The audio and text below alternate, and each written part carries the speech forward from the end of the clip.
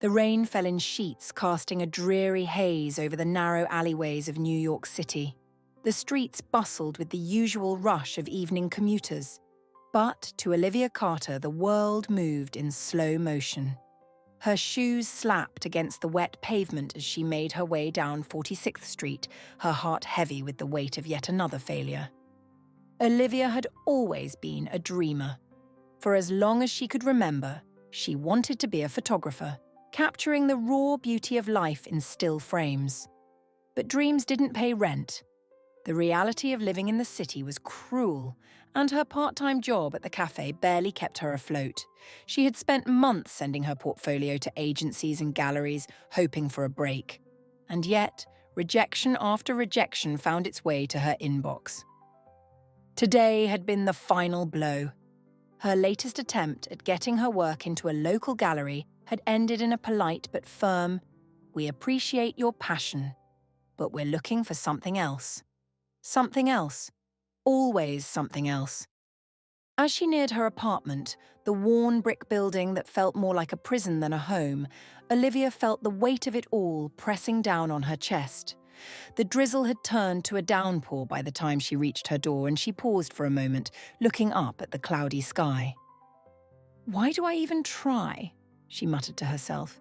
There were people who made it in this city, but they weren't like her. They had connections, opportunities, luck. All Olivia had were her broken dreams and a stack of bills she could barely pay. Inside her small one-bedroom apartment, the walls felt as though they were closing in. Her camera lay on the kitchen counter untouched for days. She sank into the couch, pulling a blanket over her shoulders. Her fingers hovered over her phone, debating whether to call her parents and admit defeat. But then something inside her rebelled. A small spark of defiance lit in her chest, though faint, enough to keep her from making the call. Maybe she hadn't failed. Maybe she was just waiting. Olivia pulled out her camera, her fingers brushing against the familiar buttons.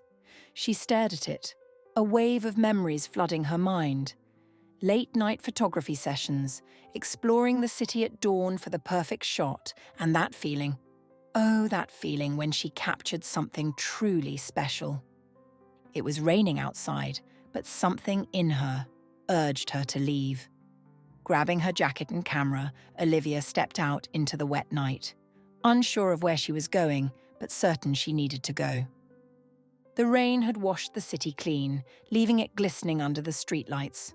46th Street was quieter now, the shops closed and the pedestrians thinned to only a few brave souls hurrying through the storm. Olivia wandered aimlessly, her camera slung around her neck, the city stretching out before her like an empty canvas. She turned a corner and found herself in front of an old theatre. It was a relic of a bygone era, its neon sign flickering faintly in the mist. The marquee above the entrance was dark, the glass doors grimy with neglect. Olivia had passed this place dozens of times but had never paid it much attention. Tonight, though, something drew her in. The doors creaked as she pushed them open. Inside, the theatre was empty, its vast lobby eerily quiet. Red velvet curtains hung in tatters, and dust covered every surface. It was a forgotten place, lost to time. But there was something about it, a sense of history, of stories waiting to be told. As she wandered deeper into the building, her camera clicked, capturing the haunting beauty of the abandoned theatre. Each shot felt more powerful than the last, the decay and forgotten grandeur resonating with her own feelings of failure and potential. The quiet solitude of the place spoke to her in a way she hadn't expected. And then, from the shadows, a voice. "You've got an eye for the forgotten, don't you?" Startled, Olivia spun around. Standing in the doorway was an elderly man, his frame bent with age but his eyes sharp and bright. He wore a long, weathered coat, and in his hands was an old-fashioned film camera, the kind her grandfather used to own. "I didn't mean to startle you," the man said, stepping into the light. "Name's Arthur." Olivia blinked, unsure how to respond. "I didn't think anyone else would be here." Arthur chuckled. "Not many people come here anymore. But this old place, well, it still has a bit of magic left, don't you think? She nodded slowly, her eyes drifting back to the worn curtains and cracked chandeliers. Yeah, it does. Arthur studied her for a moment, then motioned to her camera. What are you looking for in those pictures of yours? Olivia hesitated. I don't know, she admitted. Something. Anything that feels real. I've been trying for so long, but nothing seems to work. It's like no one sees what I see. The old man smiled, a knowing glint in his eye. Maybe you're looking in the wrong places. They sat together in the abandoned theatre for what felt like hours. Arthur shared stories of his time as a photographer, capturing moments that changed his life and the lives of others. He spoke of the power of persistence, of seeing the world not as it was, but as it could be. And slowly, something began to shift inside Olivia. For the first time in a long while, she felt a sense of hope. Arthur's words rekindled that spark of defiance, the belief that maybe, just maybe, she wasn't finished yet. Before leaving, Arthur handed her a piece of paper with an address on it. Go here tomorrow, he said simply. Show them your work. Trust me. The next day, Olivia stood outside a small, nondescript gallery tucked away in the heart of the city. She clutched her portfolio in one hand, the memory of her conversation with Arthur fresh in her mind. Inside, she was greeted by a woman with warm eyes who looked over her photos with careful consideration.